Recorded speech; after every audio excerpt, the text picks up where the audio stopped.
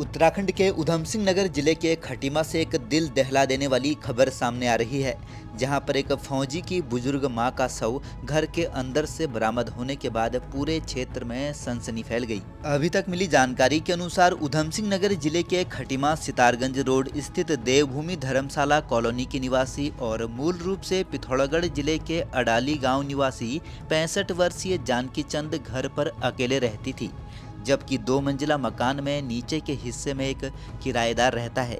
जानकी के पति हरिश्चंद, जो कि बंगाली इंजीनियर से सेवानिवृत्त थे, और उनके निधन के बाद उनकी बेटी पूनम चंद और सुमन चंद का विवाह हो गया। वहीं जानकी का बेटा गोरखा रेजिमेंट में पंजाब में तैनात है। बीते बुधवार की शाम को दिल्ली निवासी पूनम ने मां को फोन किया तो उन्होंने फोन नहीं उठाया। इसके बाद पूनम ने अपने भाई सूरज को घटना की जानकारी दी। सूरज ने जब अपनी मां को फोन किया तब भी उन्होंने कुछ जवाब नहीं दिया।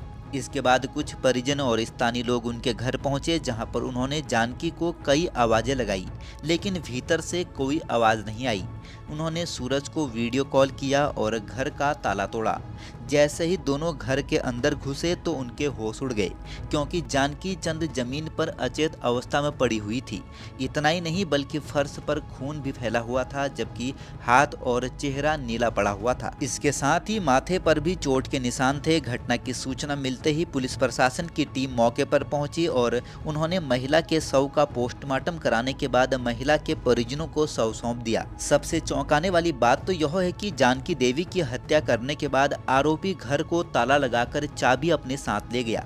जानकी की मौत के पीछे कई बड़े सवाल छुपे हुए हैं, क्योंकि कमरे में न तो अलमारी टूटी मिली और न ही लॉकर से छेड़छाड़। इतना ही नहीं, घर का सारा सामान भी व्यवस्थित अवस्था में पाया गया। सबसे बड़ा सवाल तो यह है कि यह हत्या है या फिर कोई हादसा। यदि हादसा है तो मकान का मुख्य दरवाजा और चैनल बाहर से बंद कैसे मिला, और यदि हत्या है तो वारदात को अंजाम किसने दिया। इस मामले में सबसे बड़ा सवाल मकान के बंद होने की स्थिति को लेकर है।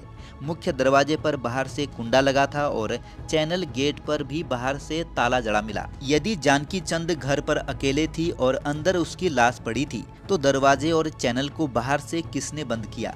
क्या ऐसा कोई था जिसने आराम से जानकी चंद का कत्ल किया और फिर आराम से वारदात के बाद बाहर से ताला लगाकर वहां से खिसक लिया? इससे भी बड़ा सवाल यह है कि अगर वृद्धा की हत्या की गई है तो हत्या के पीछे मकसद क्या था? इतनी वृद्ध महिला का किसी से कोई रंजिश होने का कोई भी कारण नजर नहीं आता है, और घटना स्थल पर प्रारंभिक जांच में ऐसा कुछ सामने नहीं आया है कि घर में कोई लूटपाट की गई हो या फिर कोई लूट की नियत रही हो। इधर शव का पोस्टमार्टम डॉक्टर वीपी सिंह और डॉक्टर सिमरनजीत सिंह के पैनल द्वारा किया गया, जिसकी वीडियोग्राफी भी कराई गई। डॉक्टर वीपी सिंह के अनुसार वृद्धा के सिर पर चोट का निशान था, हालांकि हड्डी में फ्रैक्चर नहीं पाया गया। गले पर हल्का निशान भी मिला है। चिकित्सकों ने बताया कि चोट 48 घंटे के भीतर लगी थी। हृदय का आकार भी सामान्य से बड़ा पाया गया। मृत्यु का कारण स्पष्ट न होने पर बिसरा जांच के लिए सुरक्षित कर भेजा जा रहा है। ऐसे में सवाल उठता है कि क्या मौत चोट के कारण हुई है या फिर किसी अन्य वजह से? क्या यह चोट गिरने से लगी है या फिर किसी हमले का परिणाम थी? शांत माने जाने वाली कॉलोनी में इस घटना ने स्थानीय लोगों को स्तब्ध कर दिया है।